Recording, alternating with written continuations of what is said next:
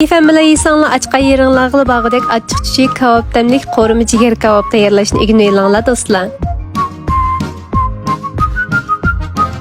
Aldı bilan jigarning cho'ng kichikligini o'zimizga yarag'idek cho'nglikda to'g'rab 10 minut suvga chilab qo'yamiz. Shuning bilan jigarning ichidagi qonlar suvga pakiz chiqib ketadi. Andan yana chiqitim qayta suvi suzlik chiqib pakiz yuyitimiz. Andan piyozni, qizilmushni, ko'kmushni, samsaq ko'k piyozlarni to'g'rab olamiz. Agar yaxshi ko'rsak, yana ozroq mo'go qo'shib olsak, ta'mi texim payzi bo'ladi.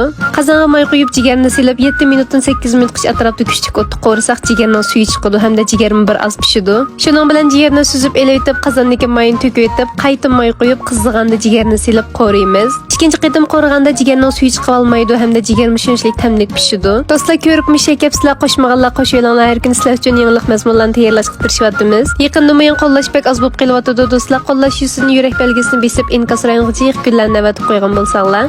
Jigar bir qurib chiqqandan keyin muvofiq miqdorda tuz, zira, kavobni tuqsilib bir ishki qo'rib eliblar, keyindan piyozni solamiz.